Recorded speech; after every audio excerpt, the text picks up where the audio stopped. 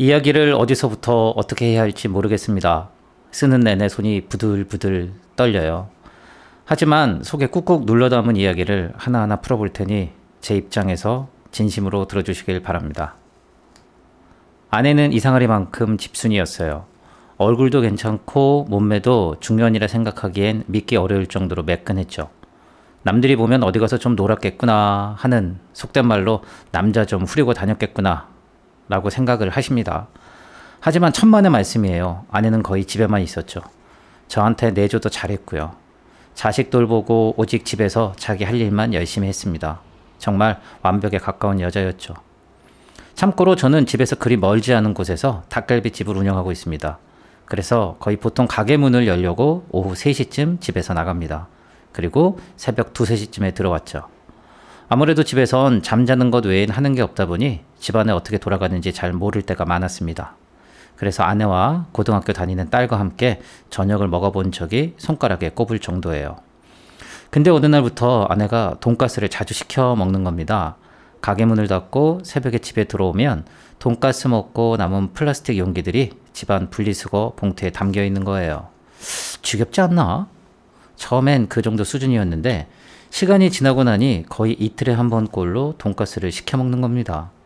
하루는 아내에게 여보, 돈가스가 그렇게 맛있어? 거의 이틀에 한 번 꼴로 시켜 먹네? 라고 물어보았습니다. 맛있으니까 시켜 먹는다고 말하더군요.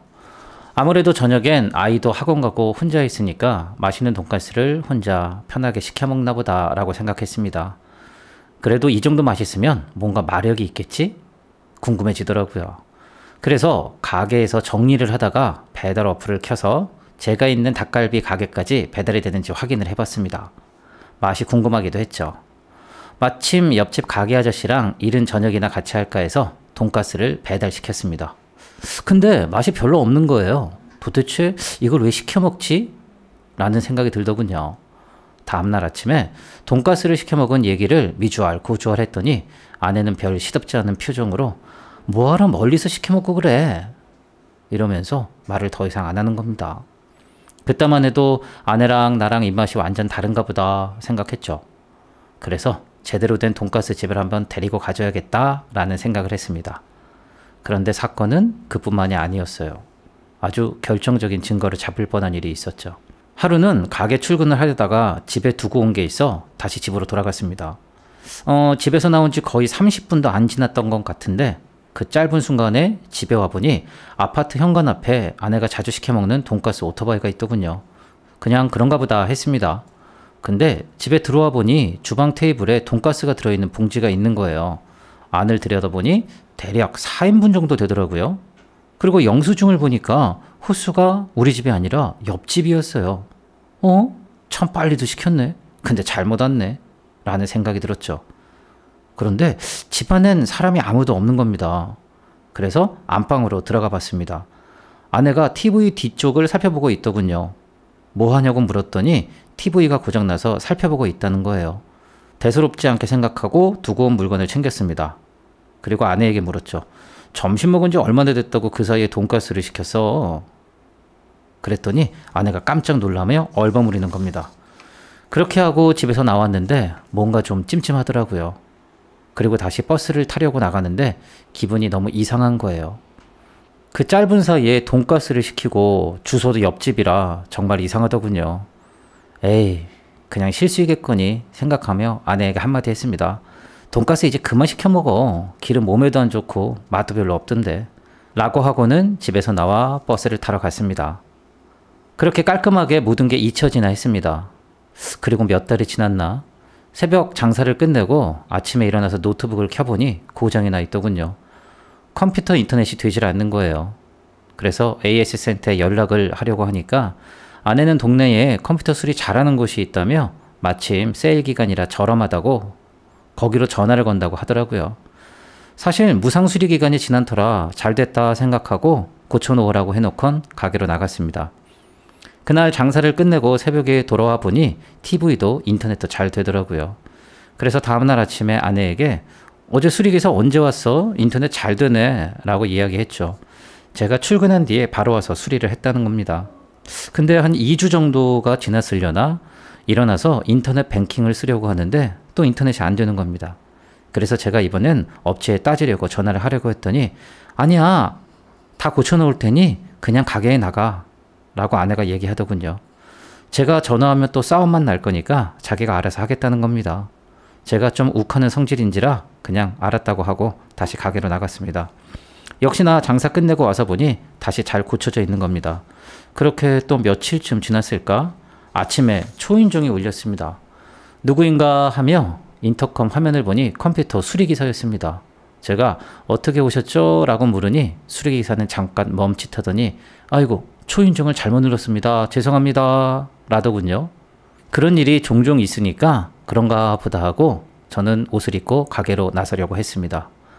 그런데 아파트 공동 현관 앞에 오토바이가 서 있고 컴퓨터 수리기사가 앉아 있는 겁니다. 마치 누굴 기다리는 것처럼 보이더군요. 그래서 제가 말을 걸었습니다. 아직 호수를 못 찾으셨나 보네요? 라고 했더니 수리기사는 예 하며 되게 어색하게 이야기하는 겁니다. 전 뭔가 이상했죠. 그래서 출근하는 척 숨어서 수리기사를 지켜보았습니다. 한 10분쯤 지났으려나? 기사가 우리 집에 있는 아파트 건물로 들어가는 겁니다. 전 10분 후쯤 따라 올라갔죠. 그리고 현관 비밀번호를 후다닥 누르고 문을 열고 집 안으로 번개처럼 들어갔습니다. 솔직히 들어가는 그 순간 아내와 수리기사가 이상한 짓거리라도 하고 있으면 나는 어떻게 해야 하지? 둘을 어떻게 상대해야 하나? 라며 별별 생각을 다 했습니다. 그런데 수리기사는 컴퓨터를 고치고 있더군요. 그래서 제가 아니 아까 집을 잘못 찾았다고 하지 않았습니까? 라고 물어봤죠. 그랬더니 약간 어버버하면서 확인해보니 맞더라고요 라는 겁니다. 그래서 아내는 어디 있나 하고 안방문을 여니까 아내가 화장대 앞에 앉아서 굉장히 놀란 눈으로 저를 쳐다보았습니다. 왜? 무슨 일 있어? 라고 물어보는 거였습니다. 그래서 아니 밖에 수리기사가 수리 중이면 나와 있어야지 여기서 뭐 하는 거야? 그런데 그때 수리기사가 저 가보겠습니다. 다 고쳤습니다. 라면서 이야기를 하는 거였어요. 저는 얼른 마루로 나갔죠. 그런데 그때 증거를 제대로 발견했습니다. 수리기사가 양말을 안 신고 있는 거였어요. 아니, 자기 집도 아닌데 맨발로 수리를 다니나? 정말 수상했습니다. 그래서 자세히 살펴보니 바지춤이 후줄근한 게 더욱더 확실한 건 지퍼가 열려있는 겁니다. 믿져야 본전인지라 당신 우리 아내랑 뭐 했어? 이러면서 멱살을 확 잡고 패대기를 쳤죠. 수리기사는 들켰다고 생각했는지 도망가려고 하다가 미끄러지며 지 혼자 나뒹굴더군요. 홧김에 발로 허벅지를 콱 밟아줬습니다. 그놈은 비명을 지르고 아내는 저를 말리고 아주 난장판이 되었죠. 전 너무 열이 받아서 수리기사 핸드폰을 열어서 증거를 찾으려고 여기저기 뒤졌습니다. 아니나 다를까 아내와의 통화 목록이 주르륵 뜨는 겁니다. 톡을 보니 둘이 아주 사랑의 대화를 마구 나눴더군요. 그 후에 어찌 된 건지 이야기를 들어보니 수리기사 말로는 자기가 돈가스 배달을 할 때 아내가 자기를 유혹해서 선을 넘었다는 겁니다. 그 후에 경치 좋고 고급진 곳에 가서 즐기자고 해도 아내는 오직 집으로만 했다고 하더군요. 아내는 그만큼 철저했던 거죠. 근데 원래 준비하고 있던 컴퓨터 수리업체 일을 시작하면서 돈가스 배달업을 관뒀다는 겁니다. 그러면서 그놈이 하는 말이 처음엔 남편인 저에게 너무 미안했다는 겁니다. 괜히 거실에 걸려있는 가족 사진을 보면 죄짓는 기분이 들었다나요. 하지만 자기는 모르게 선을 또 넘게 되었고 제가 갑자기 들어오니까 허둥지둥 한 거라고 하더군요. 왜 하필 집에서 그랬냐고 아내에게 물으니 아내는 펑펑 울면서 그냥 외로웠다고 그러는 겁니다. 저는 아내의 뺨을 후려쳤습니다. 외로운 여자면 다 너처럼 하냐? 라며 욕을 퍼부어줬죠. 아내 말로는 그냥 그게 좋았다고 했습니다. 그동안 이렇게 스릴 넘치는 여자를 데리고 살았다는 자체가 저에겐 어처구니가 없더군요. 그래서 인생이 얼마나 스릴 넘치는지 알아보란 의미로 아내와 이혼 소송을 걸었고 정신적 피해 보상도 받을 계획입니다. 그 이후 아내는 친정에 가 있습니다. 홀로 계신 장모님이 심장이 안 좋아서 차마 왜 이혼하려고 하는지는 아직 말씀을 못 드렸습니다. 수리기사는 고소를 했고 매일 전화와서 살려달라고 싹싹 빌고 있습니다. 정말 믿을 사람 하나 없고 매일매일이 지옥 같네요.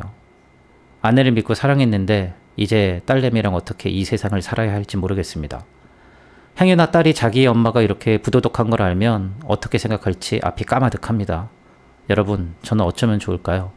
현명하신 인생 선후배님들이 앞으로 제가 어떻게 했으면 좋을지 알려주시면 고맙겠습니다.